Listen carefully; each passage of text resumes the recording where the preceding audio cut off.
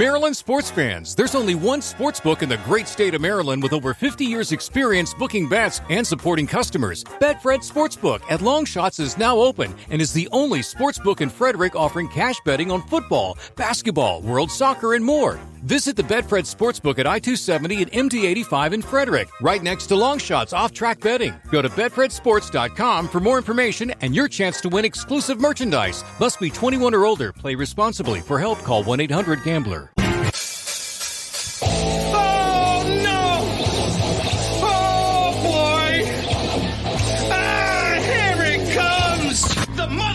Loud spot. That's right, you're listening to the almighty Hot Zone, doing the intro to the Loud Spot podcast. You're goddamn right, we're doing intros for podcasts now. And if you don't like it, you can suck the entire circumference of my Wayne Gretzky with the squeals and the drops. P1E goes hard till it pops. Cannonball, don't trust the cop. Johnny Spotswood just don't know when to stop. Yeah, and if you don't like it, you better take your ass up to the snooty box, cause this is the Loud Spot. Okay, see you later. What's up, everybody? Welcome to the Loud Spot. I'm your host, Sebastian Cosby, right out of Oklahoma City. What? What are you doing that for? I can't hear shit. I can. You can I hear can't me? hear you. Can you hear me? Yeah. All right. You're good. Hold on. I'll be right back. And that's how we start the show. And that's actually going to be on Friday when we hear this. Ruining my intro, man. So we are here with Dean O'Shaughnessy, right? Yes, sir. With the DNS Agency and Entertainment Group, right? Yep. You All got right. it. So tell us, what is the DNS Agency all about? What do you do? I work on a lot of projects, do a lot of collaboration. I do artist management. I manage 5 different artists. I work and collab with several artists on different projects. Just started to get into film and work on some things on film as well. I go out and spend some time out on tour, helping support some folks. It's been out on the road for months on end at a time sometimes. So you name it, everything, all in entertainment. So it's all kind of conducive to the DNS agency. That's cool, man. How in the heck do you even get into that? Like, let's say somebody's like, that sounds like a really cool job. I want to do that, because essentially you're a band manager. Is that correct? Yeah, I manage 5 artists. Okay. So how do you even get into something like that? Were you just going to concerts and then you became friends with bands and said, I'm going to start a company? Or did you get hired on with someone? Give us the lowdown, man. You know, matter of fact, I was working in retail in leadership capacities, running stores. And at the time, I was back in 2005, I was working with Best Buy. And at that time, 80% of the floor space was designated to, media. So DVDs, CDs, music. So I started getting acclimated to, in-store appearances and the entertainment folks who were running the entertainment division. Gary Arnold, who's bless his heart, has since passed, but he was a big influence, and he was the director of entertainment for Best Buy. Used to be the COO at Hollywood Records. And really, I think at the time, like Chickenfoot was breaking. There was just a lot of folks that were coming inside stores. We were doing a lot of different type of events. And so I really looked at, how do you apply, how do you work with, I was already working and managing retail, working in corporate America, running operations, developing the brand, building the financials out. And then and I was like, it kind of applies to music too. It's just a different customer base, right? So instead of having customers come to your store, you got fans. And and so I started getting hooked up. I started managing a local band in my spare time, and did that. And I started going out to see shows and getting, just knee deep into the local scene in Sacramento, California. So I started working with artists, and there was ways for artists to get into distribution without being signed to a major label. And so nobody knew that. Like, they thought you had to be a major label to get distribution, but there was a way. It was actually within the company, but you kind of had to know somebody on the inside that could kind of share that with you, right? And so I kind of became that guy as a resource for people to connect with. Okay, and so that's kind of where it started back in 2005. Would you say you kind of naturally fell into your position? Like you just kind of got lucky and just you were working it, but it just kind of worked out for you to get to where you're at today without having to try as hard as maybe some other people Well, yeah, would. I found that artists needed representation just like organizations needed leadership, right? And so the same rules applied, right? With having strong values, work ethic, a tenacity for results. And so I looked at that and when it came to managing groups or manage my first group, I was a corporate buyer at one time for the largest retailer in the world, had a budget of $550 million of my responsibility. So I just I was like, it was kind of similar. And, bands needed to have somebody that could represent them. That could speak on their behalf, could contact the label and could have that conversation with the CEO, could have that conversation or have that meeting and facilitate that deal or that structure. And it was something that was in my wheelhouse because of my background in business. So that's where it started. I was working with Best Buy at the time. So when you first started going on tours, right, you started touring with some of these bands, and you've been on some pretty big tours, I would assume, right? I didn't start doing it like 100% all in until a couple of years ago. But okay. I had an opportunity to I met Scott and Jacqueline Stapp about 5 years ago, and had an opportunity, became friends with those folks and their family, just the greatest people in the world. And I was asked if I would consider the opportunity to go out and work with Scott and handle like VIP meet and greets and security and take care of the hospitality and just kind of do all things on tour. And I thought, it was something that running Black Fridays and stuff in retail and 10,000 people and orchestrating the chaos. I'm like, I could do the concert, right? I got that. I can do the meet and greet. I could do the security. I could do so I really couldn't come up with a reason why not. Right. Yeah. Dude, I got an interesting question. So when one of your bands, right, one of your 5 bands is going on to a podcast, do you say, hey, make sure you don't announce this, make sure you don't announce that? Would that be you? No, that would have probably been before, I think that, one of the things talking to Julian and Maddie of Rev Theory, because they're one of the artists I manage. Okay. And, we always talking about being authentic, right? And being real. Yeah. And I think that there's obviously, if you're going to go on Good Morning America, you're going to want a little bit structure. You're going to want one of our PR team. You're going to want somebody to talk with you and just say, hey, maybe some do's and don'ts if it's your first time out. Right. But, right. Nowadays, like, people don't want things scripted, man. They just want to keep it real, and they want to know that it's genuine and authentic. When you get what you see. So no, I don't. Maybe after the call, I'm always the type of person that says, hey, maybe next time we look at it this way. Right. They feel comfortable with whatever's been said. But no, I want it to be organic. I want it to be real with folks. What? I've had a couple of people, other podcasters tell me, you should really script, get your questions. And honestly, dude, I have like 2 questions to ask you on this piece of paper. Everything else I just kind of make up off of whatever you tell me. Yeah, and I think, there's, when working with certain people, I can tell you the questions are always the same, right? So if you're working with an artist that maybe was part of a prior project, it's always the question about the prior project.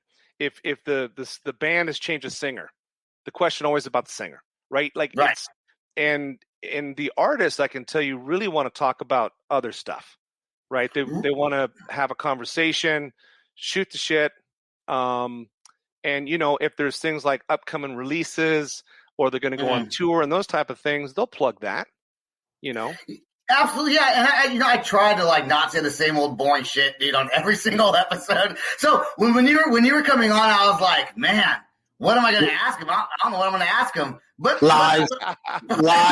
Lies. Who's he talking to, you or me? I probably both. Mostly you, Sebastian. Mostly you. Okay. Just to let you know real quick, we got 2 songs keyed up, one from Rev Theory, one from Eve Adam, so we can share those later on. So Okay. All right. What songs did we queue up? I have no idea. Probably the ones that aren't released yet. Sam, we somehow got a hold of them. No, I would never do that. As an artist manager myself, I would never do that to Dean. Just kidding. Yeah, they are. They're all non-released songs. He sent them to me. I got them now. Yeah, the first one, I did forget the name, is from Rev Theory. It was about 7 months ago. The second one is Eve to Adam and is Day Drinking. So. Oh, okay. That's a great song. Yep. Okay. Probably Remember Me is the one from Rev Theory. Yeah, here we go. All right, let's play it.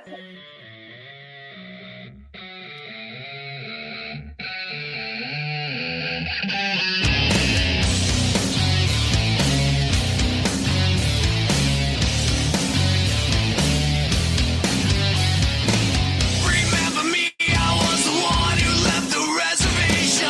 Remember me, I was the one who took the invitation. Arrogance, ever since. Remember me, I was the ending of a generation. The tables turning, bridges burning, no more bowing down. Go take your medicine and get the fuck off your knees. Nobody's innocent. Go take your medicine. Remember me. I am the revelation. Remember me. I took the fall, but now I'm resurrected. Hard to believe this time around you won't be unaffected. Enemy. Finally, remember me. I'll be the one to fuel a generation. The tables turning, bridges burning, no more bowing down. Go take your medicine and get the fuck off your knees. Nobody's innocent. Go take your medicine. Remember me. I am the revelation.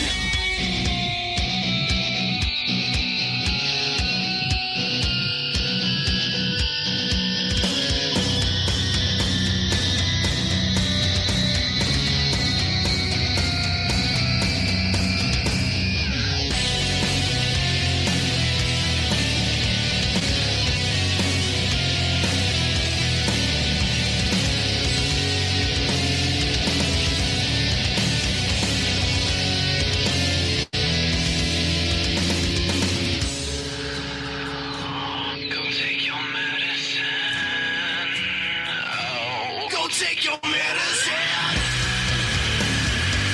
Go take your medicine and get the fuck off your knees. Nobody's innocent. Go take your medicine. Remember me. I am the revelation. Go take your medicine. Get the fuck off your knees. Go take your medicine. Remember me. I am the revelation.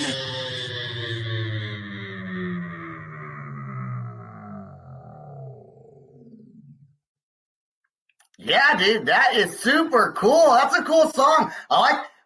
How long have you been managing Rev Theory for? You know what's interesting? I've been officially managing them almost 2 years. Okay. And what's interesting is I met those guys. I had them in an in-store appearance when they released their Light It Up album in 2008. Oh, And yeah, I remember so that one. I had met them and their TM at the time, and the opening band for them was was the group I was managing, and so Julian Jorgensen, founding guitarist and songwriter, we've stayed in touch since 2008, And then, there was a period of time for about 5 or 6 years that they were inactive and not working on things. And, Julie and I've always kind of kept in touch, and we just started talking about where things were at, where I was at with music, right? Devoting 100% and where I had come from. So, it's just one of those things. Like, matter of fact, I was talking to him today for an hour, and just talking about where we're at, what things we got coming up, and just, I find that good people in life want to be around good people.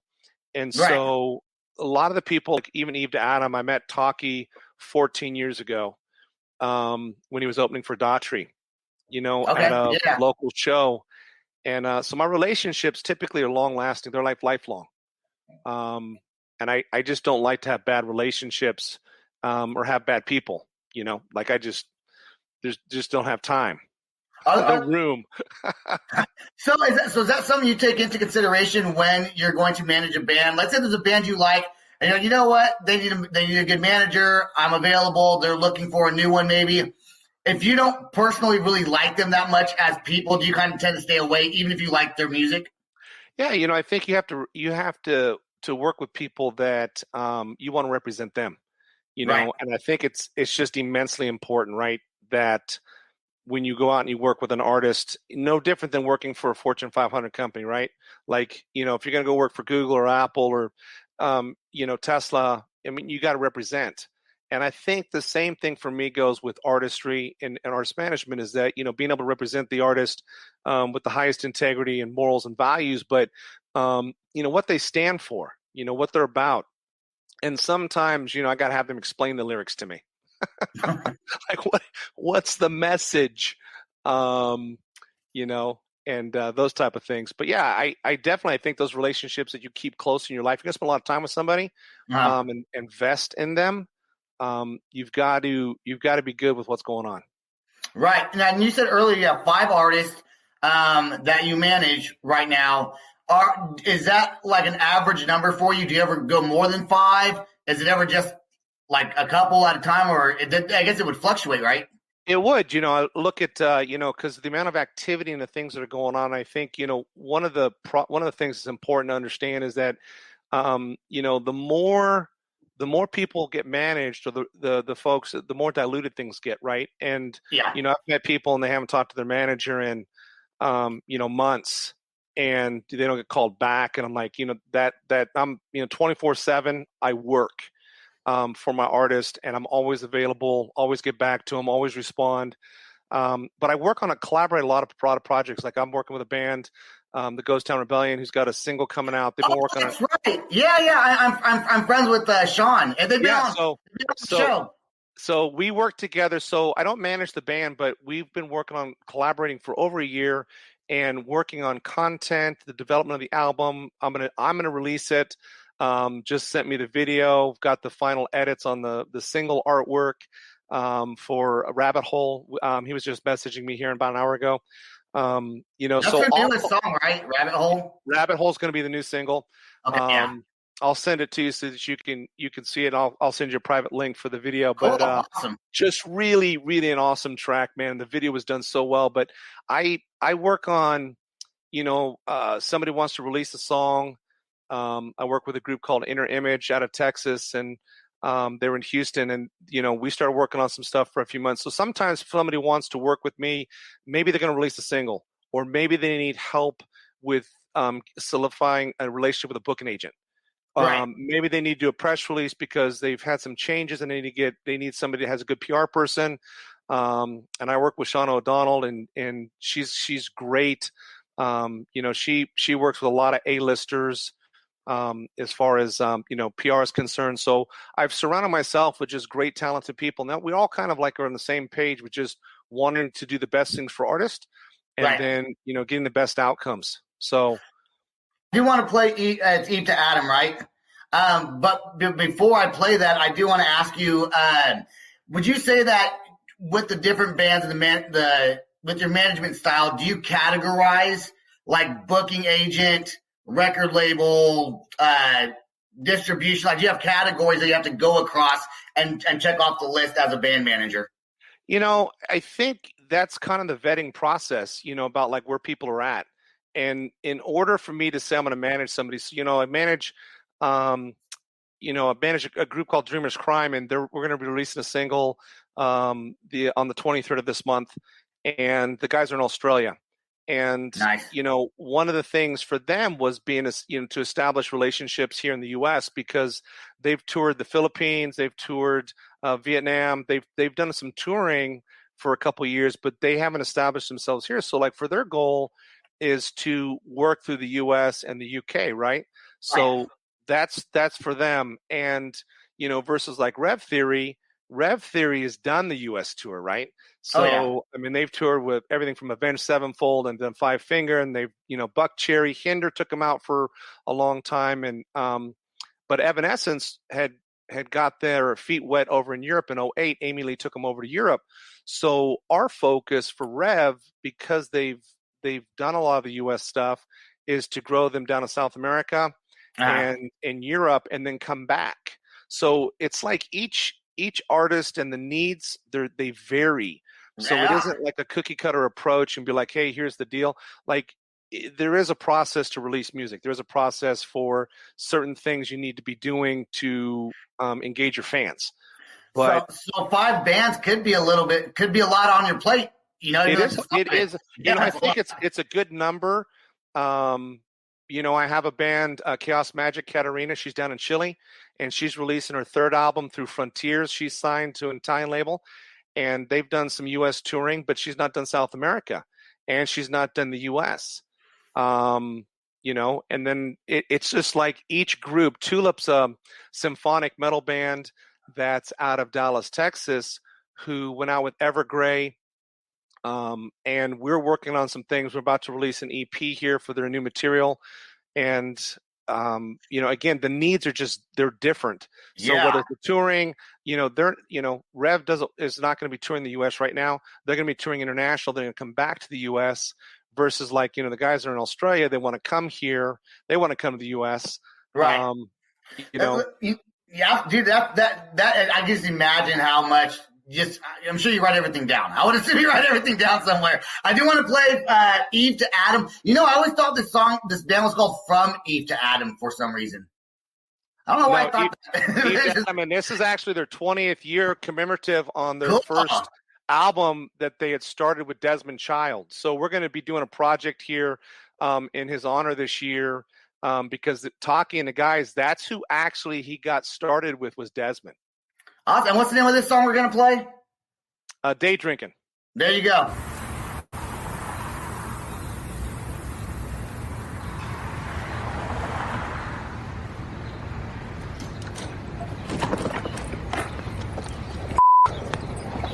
I can't.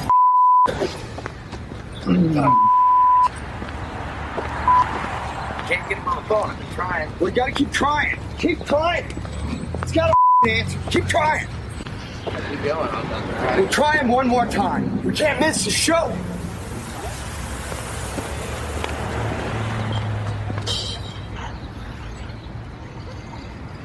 He's not answering, man. I'm trying. I need a drink.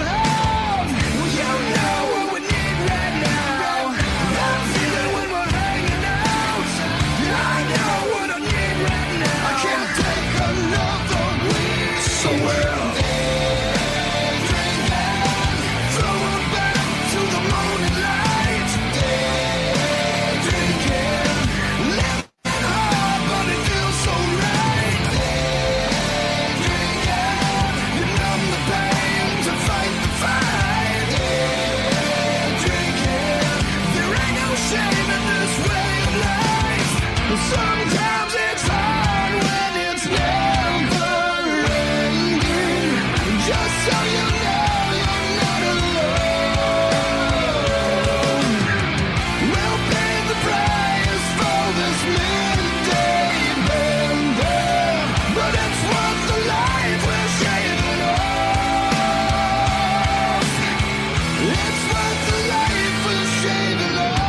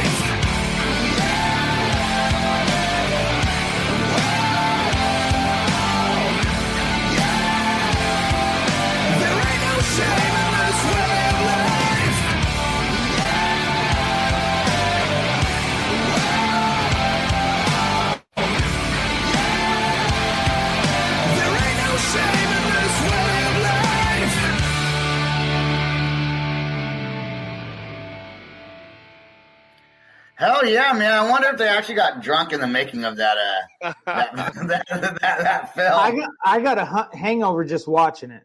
Dude, we are totally getting dinged on YouTube, and like, we're getting hella dinged, dude. Like, we're getting hella dinged on YouTube and Facebook. We don't make any money off of this anyway, so. No, that's true. We do not. So it's about sharing the music, right, Dean? That's It what is, it's man. about. That's right. That's right. I think it's interesting to have a band manager on. I think it's neat. Instead of your bands coming on, we have you on, and we get to have more bands than just one. The number one question, right, is always, I think, Sam, when he sent me the note, I was like, which band? It was just about the interview. And, of course, I always, it's kind of like from high to low, right?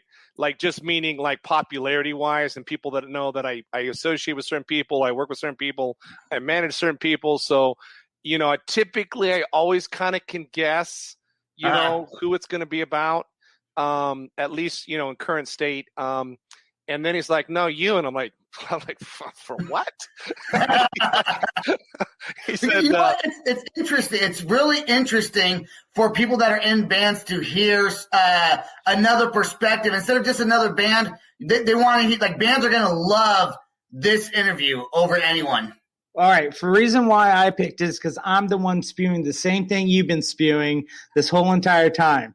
So maybe if someone else hears another manager say the same thing, then they'll maybe start getting it, start figuring it out. I doubt it because you and I both know there's a level of people in this industry. So that will listen, and then there's the others that will not listen. They do it their own way, which is fine. They're entitled to it. So, but I wanted to hear from you the exact same stuff I've been spewing for, I don't know, what now, 30 episodes?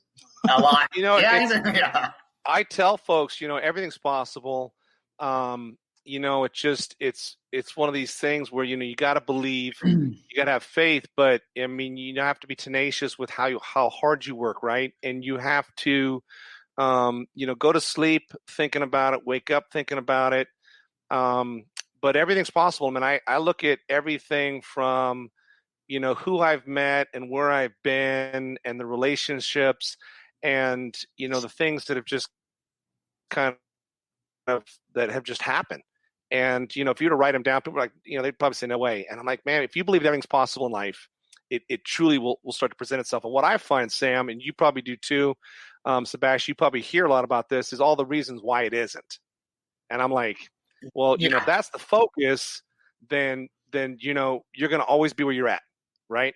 So it's always about how can you move things forward? How can you accomplish result?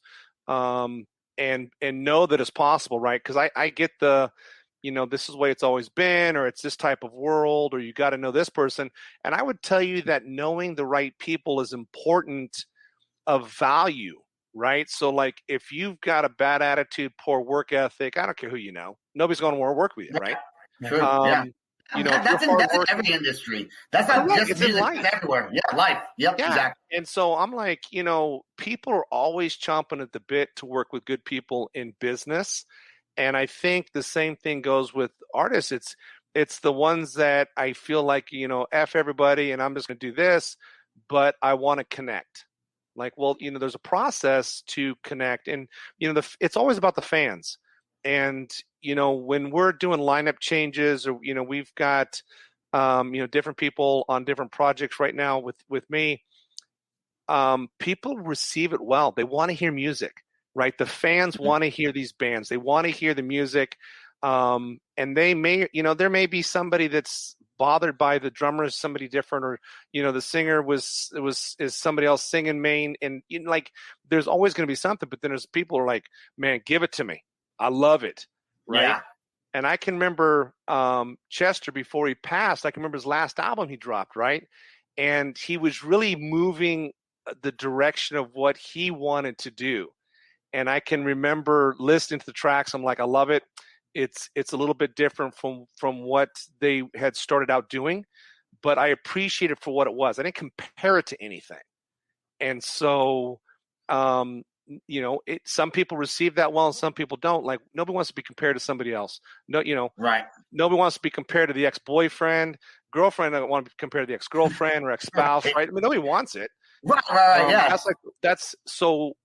Just listen to the new stuff, appreciate the new stuff, the new show, the new lineup, you know, and live life's moments. Have fun. I think people get mad when bands change up their sound. They're not used to it. Yeah, You know, like Deftones, they're the epitome. I was reading something the other day, and these guys were like, they never even set out for a genre, right? They just wanted to just kill it, slay, make music. That just Chino and everybody just want to make music. Period. You know, you come. If you don't, you don't. It's all cool. It's all good. And I was like, man, what a great outlook, right? Don't even classify my genre. We don't want to be put in a hole. And so I would tell you, I think a lot of artists now, Rev is experimenting with some remixes. So we drop a remix on the 23rd of this month. Plastic Cinema is the name of the project. And we will be coming out with remixes in a different genre from Plastic Cinema, from producer Maddie. So we're, these are things that are important. Like, we all want to do different things in life. So you're going to keep something to the core, and then you're going to have other things. You're going to evolve.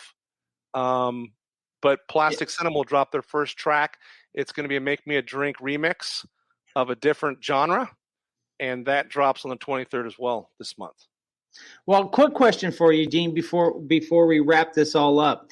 One of the things that you probably get a lot of times is, when does a band necessarily need to put together a team? What point would that be? I always tell them, I said, you're the only one that can answer that. But it could be from day one, or it could be after the first EP or the second EP. I always tell them, just put together a good team, and you'll propel a lot faster versus trying to do it all on your own. Yeah, man, I think that's great advice, Sam. I would tell you, I believe the same. You don't have to get to a certain point before, some folks, they don't need a manager. Right. What they need is somebody to maybe help them with distribution, or help them. And I've worked with people on releasing a song. Right. And we have the marketing plan, the playlist pitching. We're going to get a press release done, but you don't want to tour. You've got day jobs. You don't plan on going anywhere. You're not really doing anything. You just want to be known, recognized, play music. Maybe you want to play festivals, but that's it. That's your aspiration, and that's okay. So you don't need a manager. You need somebody to help assist you with that. But to your point, Sam, that's great advice. And just always be looking to grow, and to surround yourself with the right people that align with what you're doing and where you're going, that believe in you, that can help, accelerate that growth. And that comes at different times for different people. And I'm sure, like you, I get hit up with stuff, and, somebody's ready. And I'm like, there's no social engagement. There's no following. There's no anything. They haven't done any touring. They don't have a booking agent. and I'm like, ready for what? Yeah, exactly. You're gonna have to start.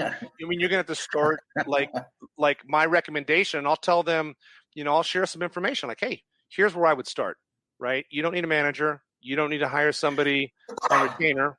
You just need to start here. And folks will hit me up on stuff, and I'm always accessible, and I'll respond. And then the one thing, probably like you, that just always I'm like, don't just openly send me a bunch of stuff. Yes. At least say hi first. And I don't know you. Just say hi first, at least. And say hi. Hey. Did you have a good weekend? Before you send me the new EP press kit and a bunch of video links and how much you want to work together. Right? But yeah. Or at least ask me, hey, I'm in this project. Love that. If I send you this stuff? And I of love course, that. Both you and I always say yes. And then afterwards, after we listen to it, that's when we'll tell them, hey, it's not for me, or let's talk.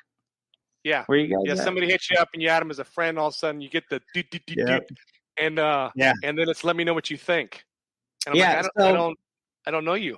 Hey, I'm a podcaster and not a band manager. I get that a lot also. People send me their songs all the time. Hey, what do you think? Is it good for your show? What do you think? I'm like, send it over to Sam. Now he does this. Here, send it to Sam.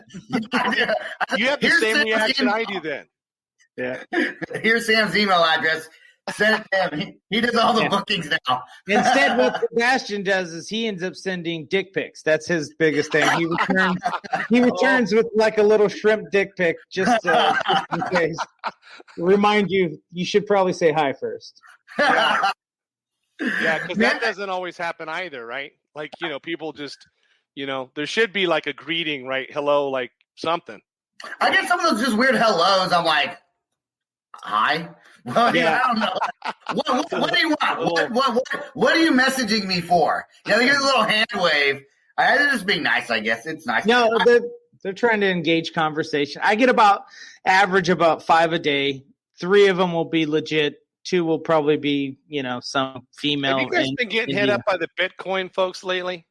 Yeah. Oh my God, yes. Yeah. What is the deal with the ads? It's not even who you think, and it's like they have no profile. It's like if they're selling Bitcoin or just marijuana, I am not adding them as a friend because it's probably a weird fake profile, man. I mean, I don't know. It is weird. I do want to say, though, I did go to the DNSagency.com and need the website.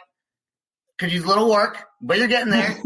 Well, what's interesting is I kept it that way. And originally when I started, I modeled it off of CAA.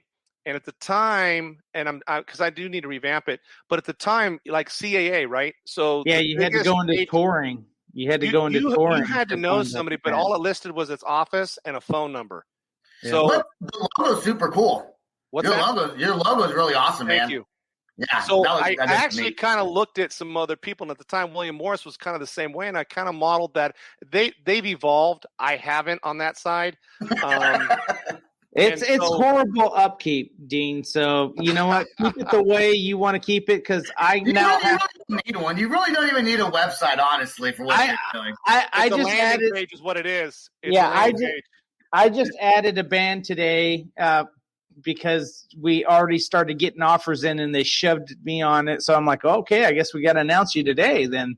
And then I still have to add him up here to the page as well, because I really do manage him, and now I'm partners with him with the podcast. So, just keep it the way you keep it. Just don't even worry about it. Don't listen to him. Don't listen to him. Well, I would say it's been on my mind. It's been on my mind prior to pandemic, and I've had some people at high levels that I'm associated with mention to me, like, hey, you should update that.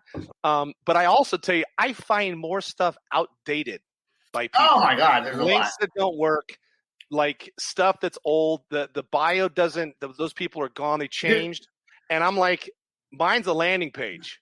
Right? Okay, listen. I'm going to relate to that real quick. Okay, I do got to say this before a band comes on, and even you, right? I will go to their website and look up their stuff. Now, if their website hasn't been updated since COVID started, there's probably a lot of changes. Like one band, I said, "Oh, so your album drops your EP drops March 21st, right?"